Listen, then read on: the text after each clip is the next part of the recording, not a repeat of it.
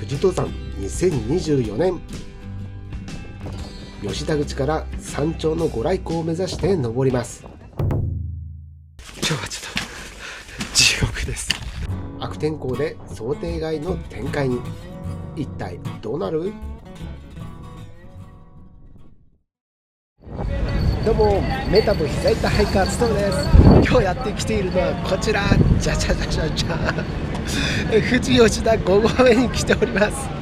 今日はですね、あそこの富士山に登ります。富士山ね、私今回2度目です。2回目登るのにはあるね、明確な目的があります。それが山頂でご来光を見るという、それをねやりに来ました。前回ね、山頂ではなく山小屋で、ご来光を見て山頂に登ったんですね。でもやっぱり山頂でご来光を見るというのがね、やっぱり富士山の一つの醍醐味っていうのがあると思います。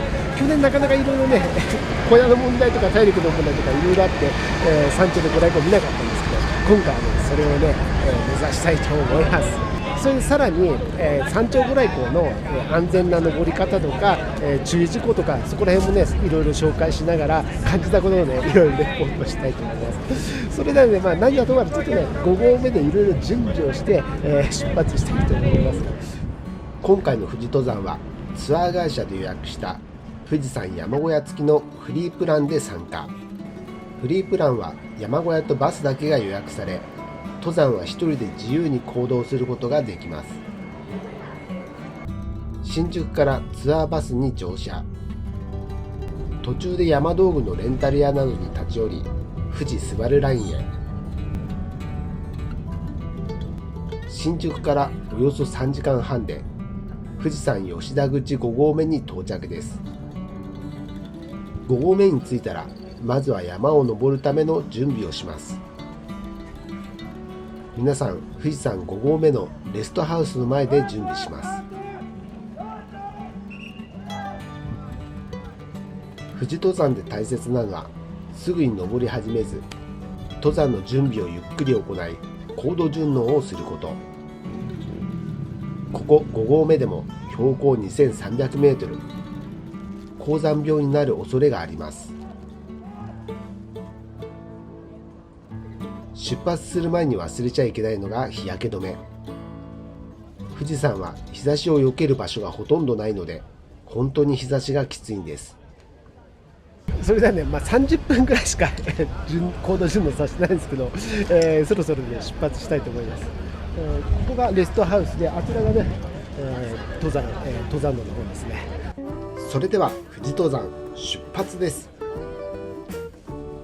2024年の富士登山、皆さんご存知の通り、マスコミを探す目の離せない年になっています。それがこちら、吉田口から登る場合、登山道使用料として2000円を支払うことに。これまで実施されていた協力金1000円と合わせると、合計3000円を支払うことになります。今回から2000円の、登山入山料プラス1000円の協力金で3000円支払いました。また吉田口からの入山も1日4000人に制限されました。そしてもう一つ大きなルールが、それがこちらの門。午後5時から翌朝3時まで封鎖され、通行が禁止されることに。いわゆる夜から寝ずに山頂を目指す弾丸登山を禁止するためです。昨年、無謀な登山者が続出し、遭難者や危険行動が後を絶たなかったからです。一応ね、リストバンドチェックがありました。結構ちゃんとやってます。なので支払わずに行くというのはなかなかね難しいかもしれないですね。今回の富士登山は1泊2日の山小屋泊です。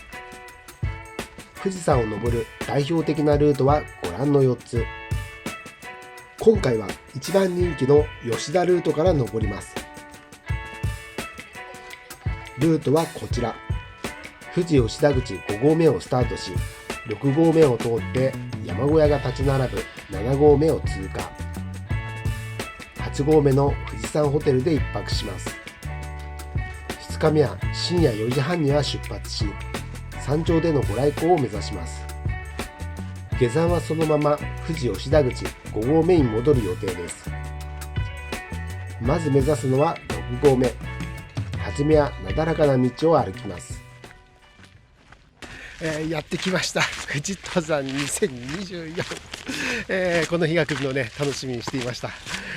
非常にね、天気が曇りでどうしようみたいな感じではあったんですけど、まあいい感じでね、登れてます。投稿を見ると、そこそこねいい感じで、雲がないところもあります。で今回の登山なんですけど、私ね普段とちょっと違う感じで来ていて笑っちゃうかもしれないんですけど、ツアーで来ています。バスツアー去年来た時は小屋だけ取って普通の長距離バスみたいので、ここまで来たんですけど、今回ねいわゆるツアー会社のツアーで来ました。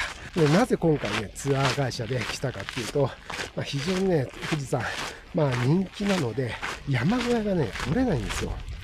で今年本当ゴールデンウィーク北アルプスのことで頭がいっぱいで、立山と、槍ヶ岳とか言ってたので、それで頭いっぱいで、ちょっと富士山のこと忘れてまして、大体ねゴールデンウィークの後半中終わりぐらいかな、そこら辺から5月の上旬から結構小屋の申し込みが始まるんですよね。で忘れてて気づいた時には全部埋まってました。もうどこも取れない。まだねツアー会社のツアーは取れたんですよ。それなんでもうツアーで行くしかないと思って、とりあえずねツアー天気もわかんないからとりあえずツアー何とか申し込んで10万近くかかったのかな、4回ぐらいね 4週分ぐらいの取ったんですよねアホですねフラットな道を歩くこと十数分、初めの分岐がやってきます。ここがね初めの分岐でございます。こちらが富士登山のルートになります。こちらがねもっと下から歩いてきたり、佐藤小屋というね5合目の小屋があるようなそんな方ですね。間違えずにこっちに行きます。ここからやや坂道になってきます。天気も良くなってきて木漏れ日の中気持ちよく歩くことができています。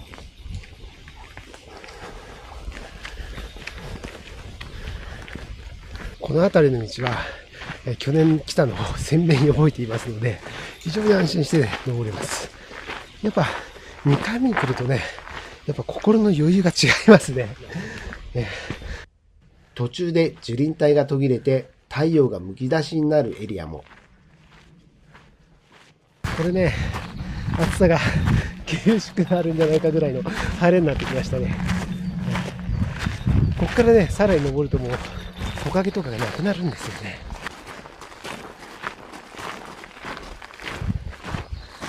5合目から6合目までは初めフラットな道で、後半ねやや緩やかな坂になってきます。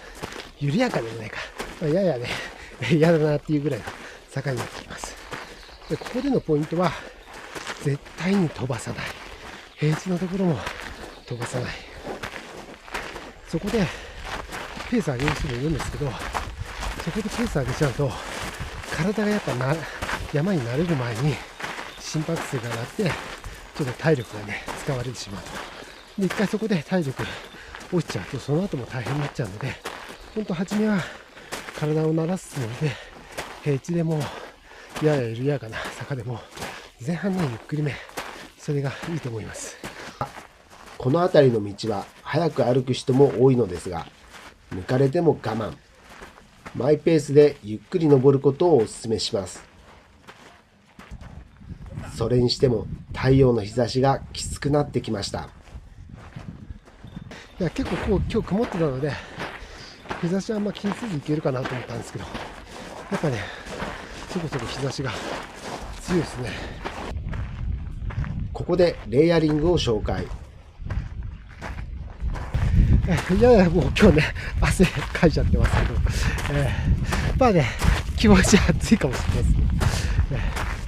上は一部この下に大和道の DF のシメールというベースレイヤーを着ていて、それに大和道の UL シャツ、それだけですね。下は大和道のファイブポケットパンツ。今日は大和道コーデになってますね。とにかく日差しが強いので長袖を持ってくることをお勧めします。しばらく歩くと道が岩場のエリアに。富士山名物の落石よけのトンネルが見えてきます。落石の注意箇所や道が狭い場所では富士山は度重なる噴火の影響で落石が多いのも特徴なんです。トンネルを抜けたら6合目はもうすぐそこ。こんにちは。ありがとうございます。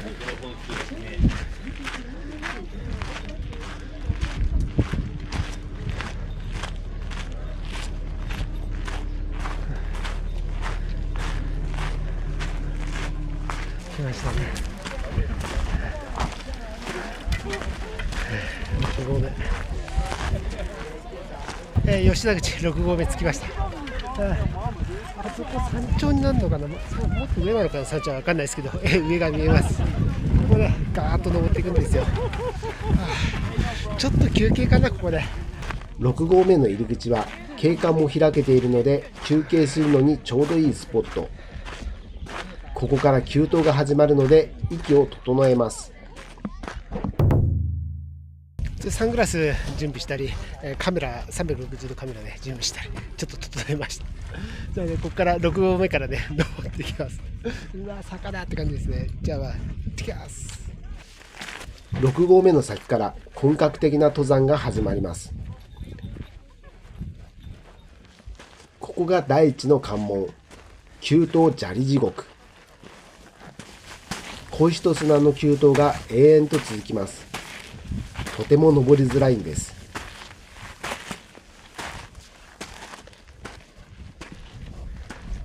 本当ね、富士山って登りづらいんですよ。下がとにかくざれてるというか、もう砂なんですよね、ジャリジャリしていて。それなんで足がね、踏ん張りが効きづらいというか、こんな感じがあります。それなので脚力体力をロスしちゃうんですよね。だってずるっといくような、踏ん張れずずるっといくようなイメージな感じになっちゃうので、なので、結構登り方のね基本みたいのが非常に問われるところだと思います。それなんで私自身も山の基本の登り方復習しながらね初めて登りたいと思います。毎度のごとくね登山動画で言ってますけど、とにかくフラットフッティング、間違っても蹴り足で登らないと。このね蹴り足をやっちゃうと富士山地獄ですね。蹴っちゃダメ。なるべく太ももを上げて、足を上げていく。で足の裏はベタ足っていうフラットフッティングで、地面に対して足全体がねついているようなイメージで歩きます。そうすると足が蹴り足にならないと。でもね後ろ見ると気持ちいいですね。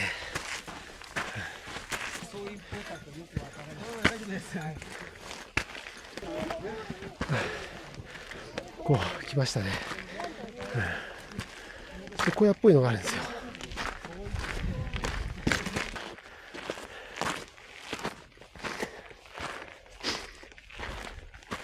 こう分岐っぽいんですけど、左がね下山ルートです。上から降りてくるルートで、こっちが登ってくるルートですね。なんかねいっぱい続いていくっていうのが見えますね。山小屋も見えてます。富士山来たって感じですね。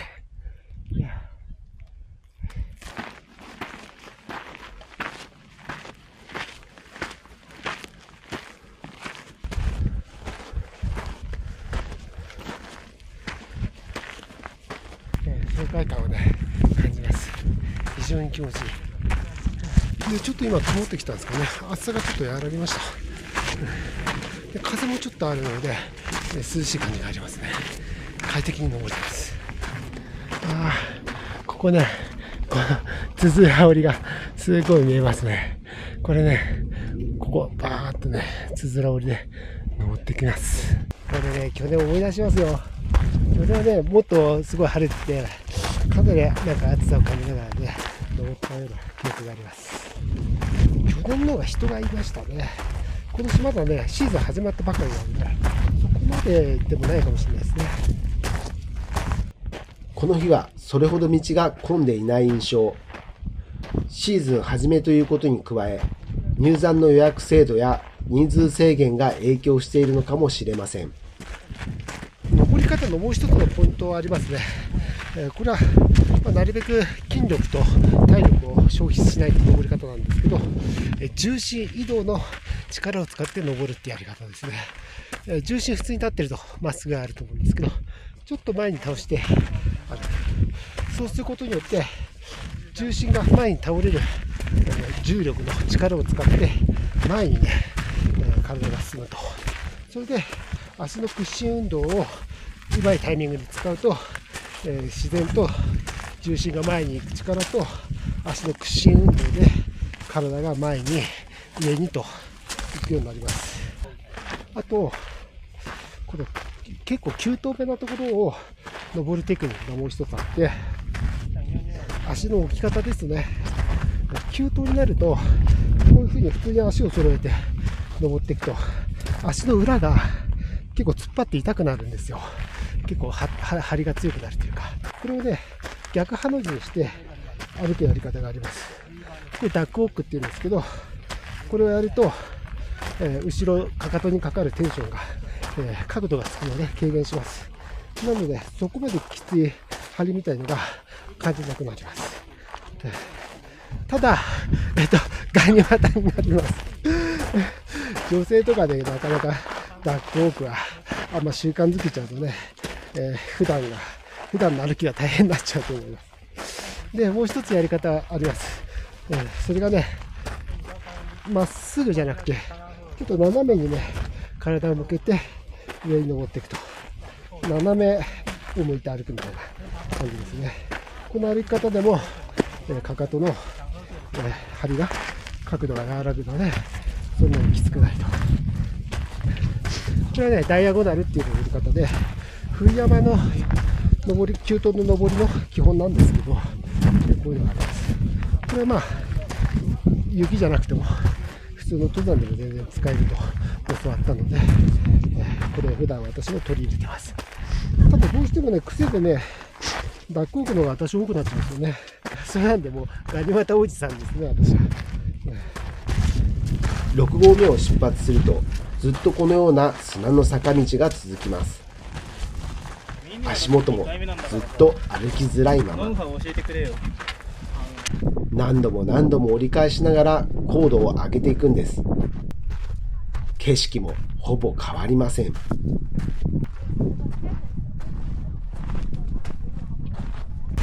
そうなんで、初めて来た人はね多分ここ登ってね同じことを思うと思います。地獄地獄ですね。これはもう見た感じこの砂と石とジャリジャリ、木々もないで、ひたすら修行のように、つづら折りの砂利道をねひたすら同じような光景をね歩いていきます。これがね富士登山なんです。これなんですよ。でもねこれを登らずして富士山の下だけじゃ立てないよ。でよく登山好きの人がね言うことがあります。富士山は登るもんじゃない見るもんだと。まあね気持ちすごいわかります。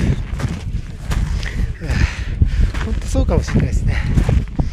非常にね見ると美しいんですけど登ると地獄というね、そういう感じなんですよ。ただねこの富士山の登山にはここでしか味わえないこの地獄の光景と地獄の坂に登った後の達成感、見える光景、噴火口のありえない情景、ここでしかね味わえない登山の魅力っていうのもね、登山の魅力っていうか富士山の魅力があるんですよね。この辺りはゆっくり休憩する場所がないのも厳しいところ。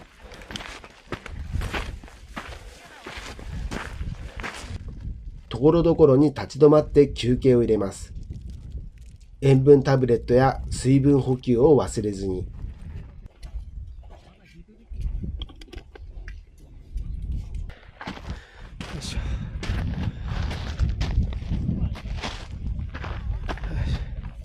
ぶん登ってきたなという印象です。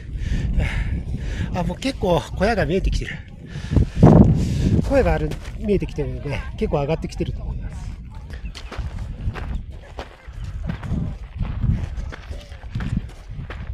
登り始めて1時間半ぐらいですかね。さすがに疲れてきました。体力的にもちょっと、消耗してるなっていうのと、やっぱりちょっと足のね、疲労感、足というか下半身の疲労感ですね、感じ始めました。やっぱりね、富士山はね、そう簡単に、登れる山じゃないですね。でもね、もう結構山小屋がね見えてきてるので、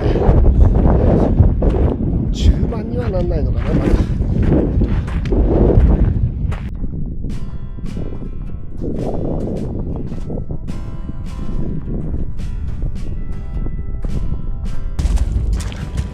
あそこに見えるの東洋館かな。去年泊まったんですよね。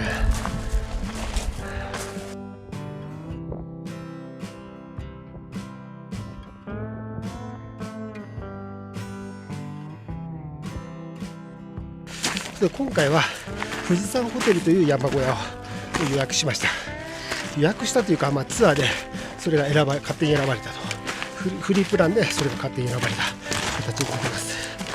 8合目でも結構上の方なんで、結構いいところが取れたんじゃないかなと思います。一番山頂に近いのは御来光館というのがあるんですけど、御来光館だと標高が高すぎて高山病のリスクがかなり上がるのと、1日目がきつすぎんじゃねえかみたいな、そういう心配も出てきます。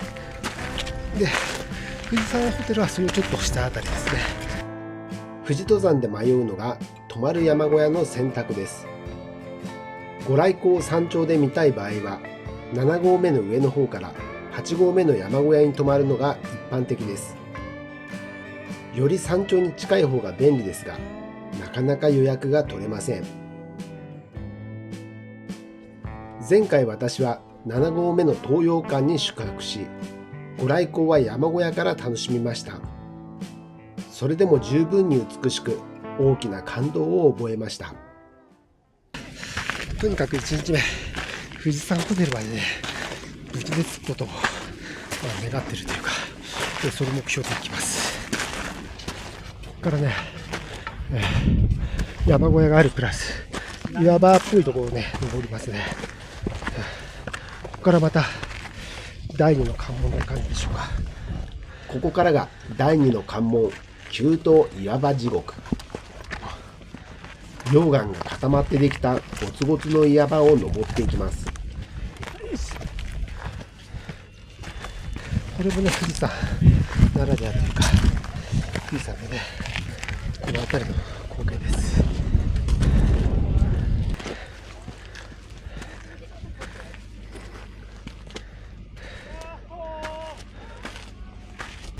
で、結構段差があるので、体力をね、消耗しちゃいますね。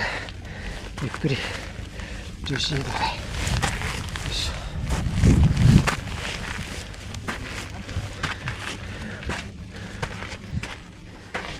まずは一つ目の山小屋、花小屋に到着。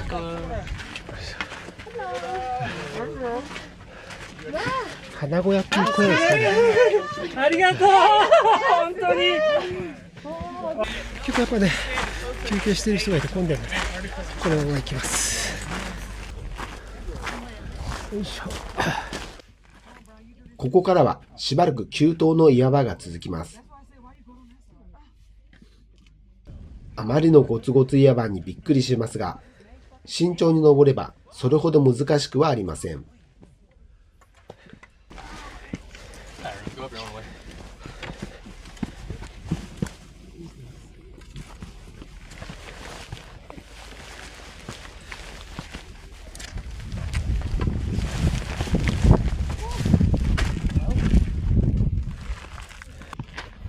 ここからは登山道に沿って山小屋が連続します。富士登山の大きな特徴です。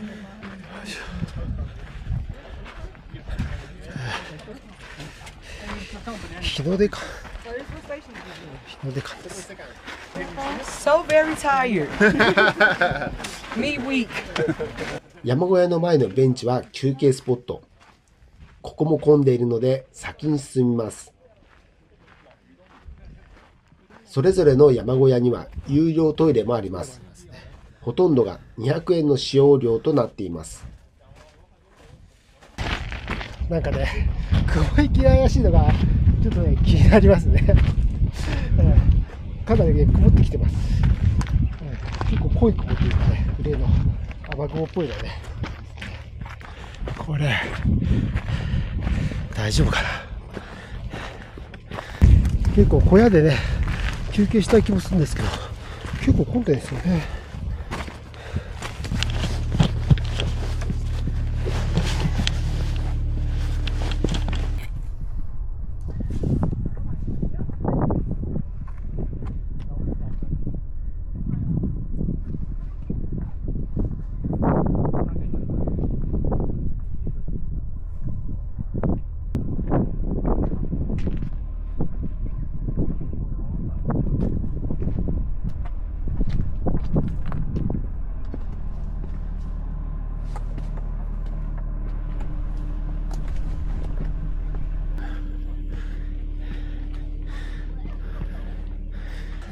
7合目、友江館に到着です。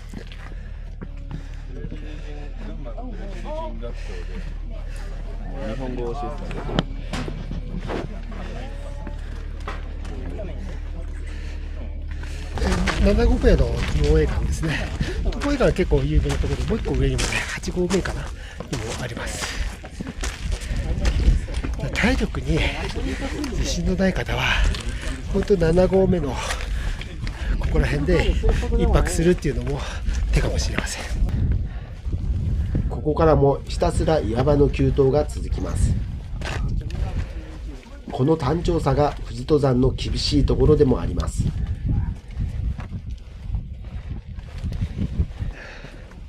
道が狭いエリアもあります。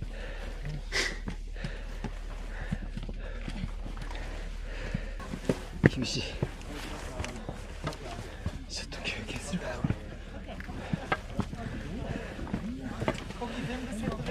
な。全部セットで。釜岩館に到着。ここもベンチは渋滞。3000も経験してるので、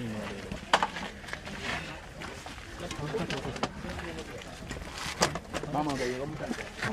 奥の方に空いているところを見つけました。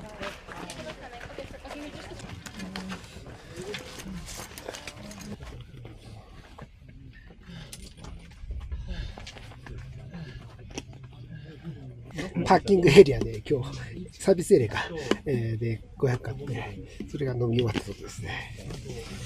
こっちはね、家から持ってきて、今回水なんですけど、2リットル持ってきて、プラス500途中で買ったので、まあ朝から 2.5 リットルって感じですね。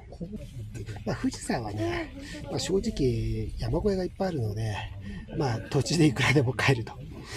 お金はかかるんですけど、結構ね、割高なんですけど、でも重さ考えると、持ってくるよりか買っちゃった方が楽かなとは思いますけどね。じゃあね、ちょっと休憩したんで、行きます。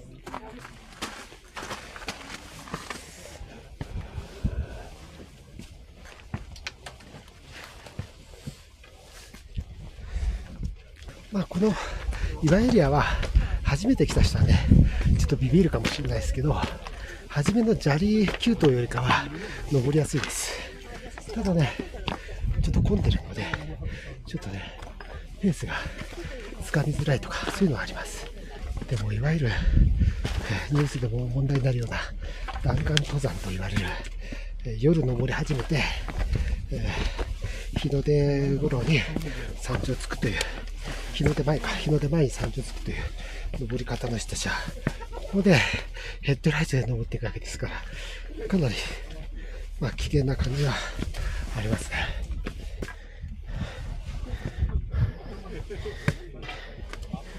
よいしょ。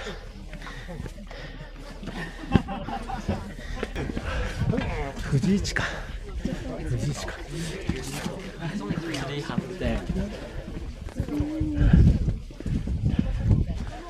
雲がね取り巻いてます。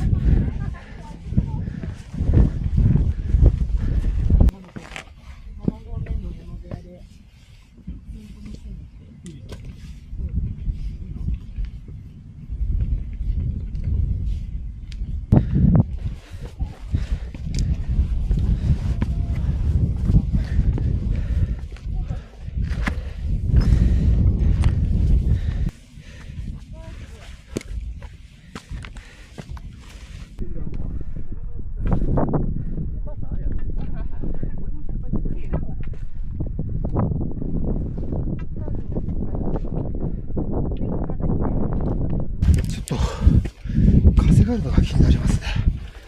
結構風が吹いてます。よいしょ。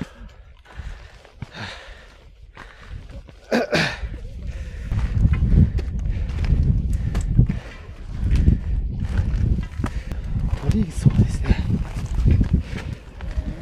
いしょ。鳥居層着きました。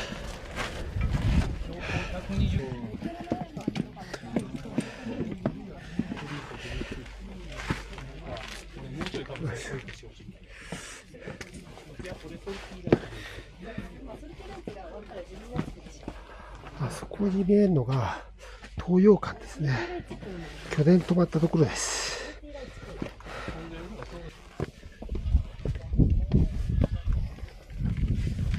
なんだっけ、休んでる火山って何て言うんだっけ。地震で死ぬのと火山で死ぬのどっちがいい？両方で死なない。まあそこそこ上がってきてますね。2900とかそんな感じです。ちょっとね、やや高山病っぽいような雰囲気を感じてます。ちょっと体がね、気持ちだるくなってきてる感じです。ただね、立山の小山行った時よりかは症状的には全然軽いような感じがあります。ちょっとしたね、違和感みたいな、そんな感じです。東洋館の前がちょっと急登です。よ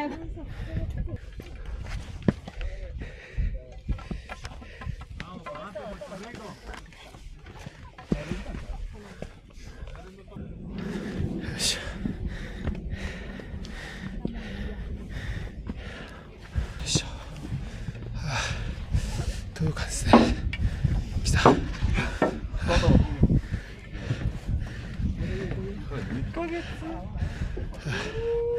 た。東洋館。東洋館着きました。去年泊まったところですね。それで去年はここでね、非常に良かったと思いました。ただ体力もすごい消費せず、やばいって感じにならないところで1泊して、翌日も、まあ、8号、まあ、そこそこ7合目の最後なのし、結構高い方なので、まあ、いいところで行けたと。でここからね、日の出とか見て、ご来光ね、ここから見ました。すごい良かったです。今は真っ白。夜景も見えたりするんです、去年は。ダメですね。で、今回はここに泊まらず、さらに上の富士山ホテルですね、そこに行って、明日朝、山頂でご来光と、そういうね、今回チャレンジをしています。ここから先は1日目で登るのは初めて。果たして私の体力は持つのでしょうか。おっと、ここで登るのを失敗。東洋館より上はちょっと登りがきつくなり、バランスを崩しやすくなるところも。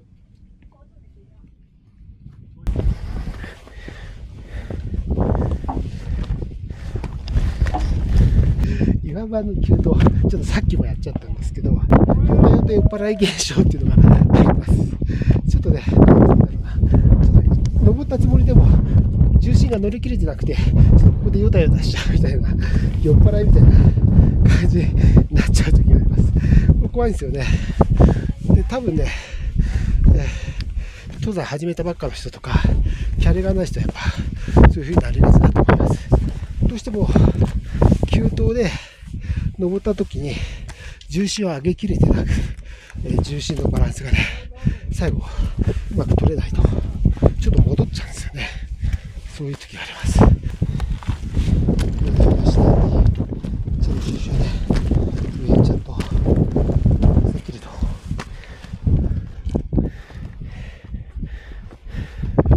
東洋館から上の白雲荘からあっちまで行くのにちょっとそこがね距離があるんですよ。そこが結構あるので、まあ油断ならぬところですね。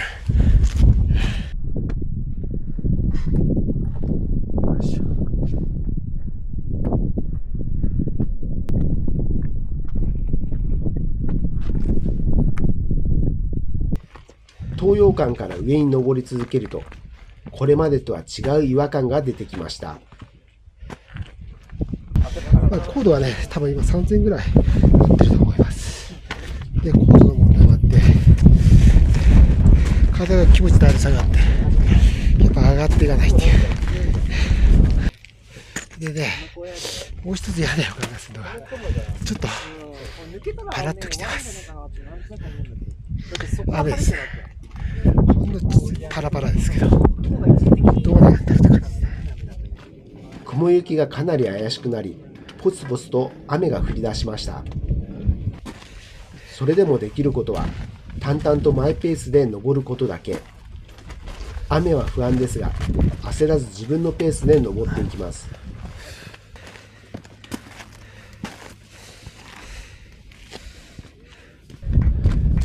これはですね、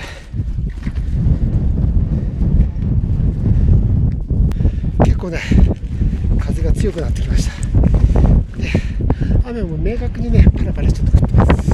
多分画面的には映ってないと思うんですけど、ちょっと降ってます。どうしても体が上がってから。富士登山で最も気をつけなくてはならないことの一つが、悪天候への対応。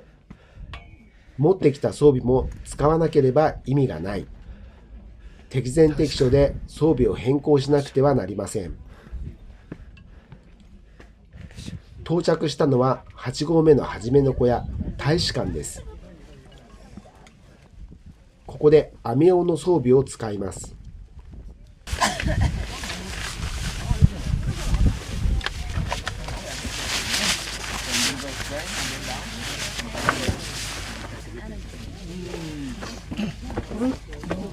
帰ろうと思ったらどうしたらいいんですかね。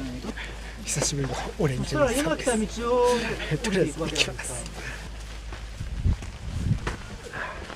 よいしょ。やばいっすねこれ。降ってきたマジ降りです。で風もちょっとあるからちょっと最悪な感じですね。でも幸いなこのオールレザージャケット上下着たらねかなり暖かくなりました。特に下履いてよかったですね。下はなんか今ポカポカしてます。これ観光客の人たちが舐めて T シャツだけだったらこれね本当やばいですね。やばい状況なんですね今。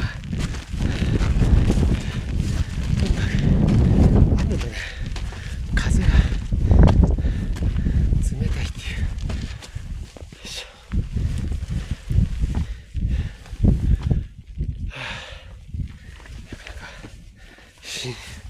やばい過酷な本当の地獄になってしまう。これ本当ね備えだなこれ。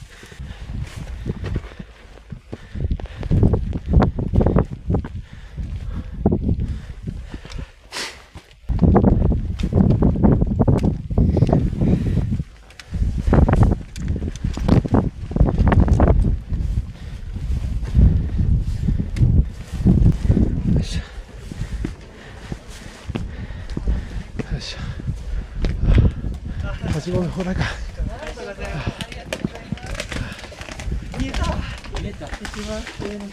まだザーザー降りじゃないのがね救いかもしれないですね。これでザーザー降りでびしょ濡れだったら本当厳しいですよ。本当ゾッとしますね。これもう本当に低体温症になっちゃいますよ。今なんとかオールウェザージャケットで上下着ていい感じでねちょうどいいかなと思ってますけど、降ってきた。結構降ってきました。嫌だなこれは。実は天気予報でね2時3時にちょっと降水確率が上がってたんですよ。今ね2時55分です。まさしく天気予報がね当たってますね。一つ私でも今回忘れちゃってるのは雨の手袋ですね。普通のグローブは薄手のグローブを持ってきてるんですけど、防水じゃない濡れちゃうやつですね。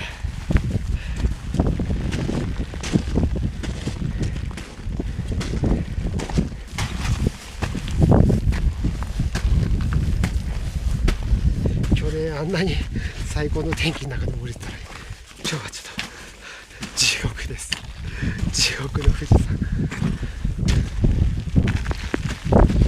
これ絶対ね、富士山は相当備えてこないとダメですね。これやっぱり来週は確実にもう雨だったんですよ。もうずっと雨が続いてる週で、今日たまたまね、土日と明日は結構登山も A だったんですよね。今日はちょっと BC みたいに動いてて、2時3時がちょっとね崩れるかもしれない。まあ、大丈夫かなと思ってきたんですけど、やっぱダメでしたね。山小屋の事前予約が取りづらい富士登山。多少の天候の崩れではキャンセルせずに登る人も多いと思います。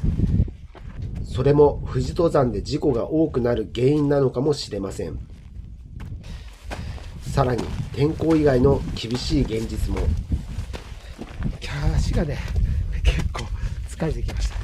体が上がらない標高のきつさっていうのもあったんですけど、今明確にね足がちょっと疲れて、まあ大体一つにですね、足の太もも、本当はあんまここ使っちゃいけないんですけど、まだどうしてもねちょっと使っちゃうと、ダメだ、雨が強いのは全然降ってない。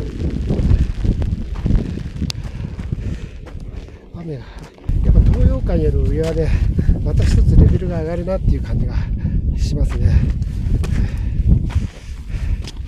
急登なんですよ。でまたジャリジャリコーダーが始まっちゃうので、かなり厳しいです。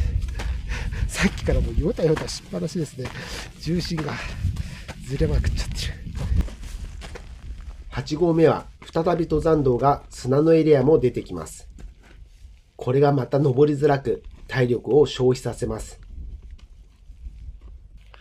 途中ちょっと地獄の階段みたいなところがありますね。よいしょ。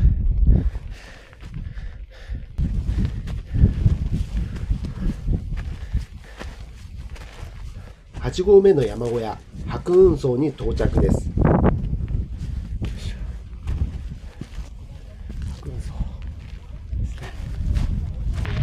これ休憩するのもちょっとね、体温下がっちゃいそうなので、ちょっとなんとなく行動していきます。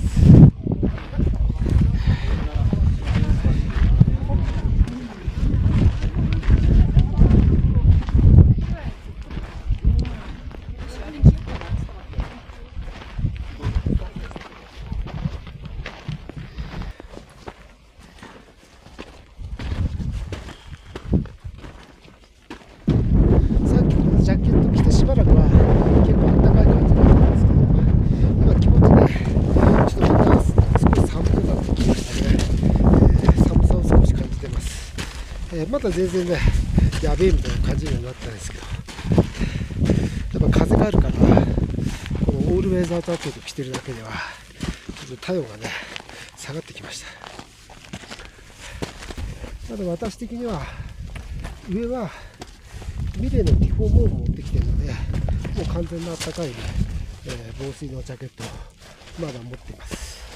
で、ミレーのサンバルメッシュもあるので、まあ、かなり暖かいものを持ってきてるので、最悪それも着れるんですけど、まあまだ大丈夫かなという判断で、これでいってますね。でもなかなか寒いし、風だし、雨だし、なかなかね、やばい状況になってきましたね。私はまだね、泊まる宿が上にすぐあるのでいいんですけど、もう弾丸登山プランでこうなっちゃったら、もう本当低体温症で命に関わる登山になっちゃいますね。非常に恐ろしいと思います。これ普通の山よりも全然ね、ちょっと雨降って風が吹くとほんと寒くなってきます。危険ですよね。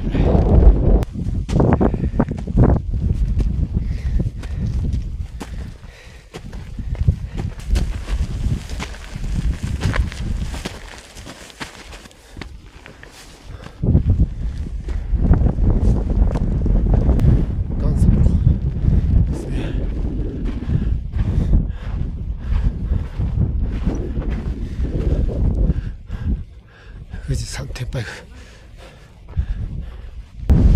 岩数路まで来ましたね。かな、富士山ホテル、もうすぐであることは間違いない。にしてもなかなかシビアです。厳しい。すごい風が上がってきてます。今更ですが、呼吸法のことを思い出しました。標高の高い山に登る場合、鼻から大きく息を吸って、口をすぼめてゆっくり息を吐き、全部吐き切る。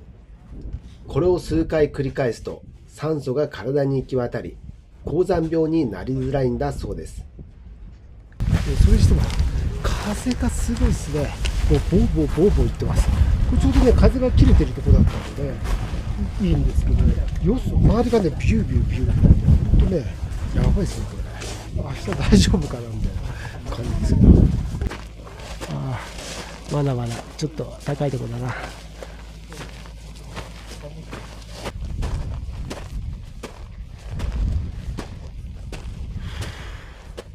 ここからはひたすら赤い色の砂エリアです。足が滑るので要注意。幸いなことに雨が止みましたね。よかった。まあもう着きますけどね。でもたまにね突風がバーッと吹くみたいな感じです。それにしても足がね上がんない、気候のねコンディションが悪かったっていうのが結構ありますけど、体力的脚力的にも、富士山ホテルぐらいは、限界というか、まあヘトヘトになるまで行けばね、ご来光層までも行けると思いますけど、いいかなっていう感じのね、体力の使い方になってきています。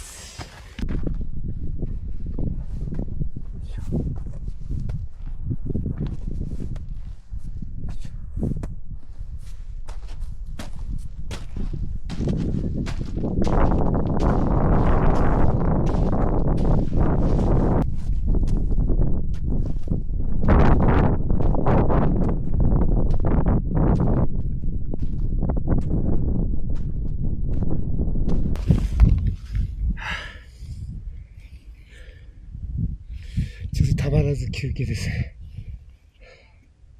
これ経験したことない人は何が辛いのか全然わかんないと思うんですけど、なんかねちょっともやっとした感じなので、今日はねまだ頭痛まで行ってないので軽度な感じですね。でもなんかだるい感じなんですね。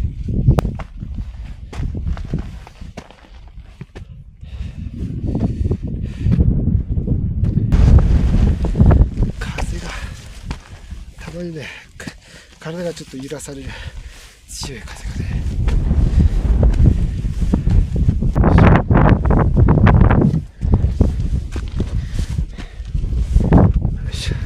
順番で言うとここが富士山ホテルのはずです。これなんだ、富士山ホテル第一だ。一応第一だからここなの。ようやくね着きました。富士山ホテルはここだと思います。第一って書いてあるのがちょっと怪しいと思いますけど、とにかくね体力きつくて風が強くて途中で雨降り、もうね本当大変でした。さあ、今日の予定を無事にクリア。待ちに待ったお楽しみの時間です。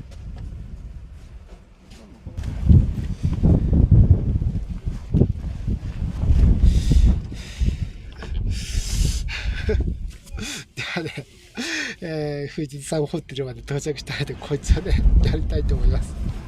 ちょっと寒いですけどね。まあでもこいつやってからよし。よし、お疲れさんです。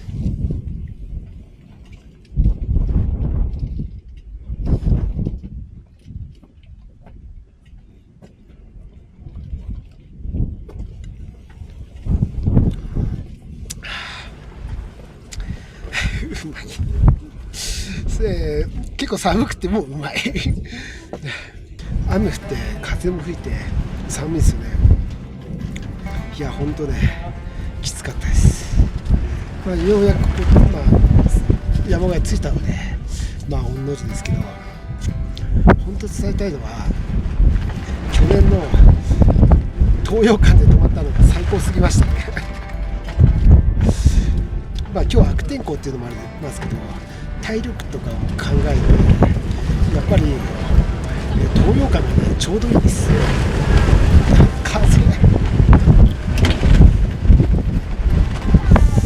風がねやばいですね。去年はねあんないい心地いい感じでね富士登山できたんですけど、今日は過酷でしたね。もう地獄っていう感じに、もう地獄寸前ぐらいの感じですね。過酷な状況ながらもなんとか山小屋まで無事に到着。富士登山の厳しい現実を目の当たりにしました。あとは明日のご来光を目指すだけですが、この天気一体どうなることやら。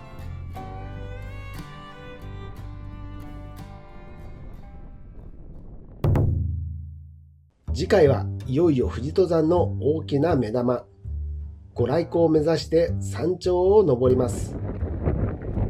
しかし日の出前から厳しい環境。こんなに人がいて山頂どうなっちゃうんだろう。果たしてご来光を拝むことはできるのか。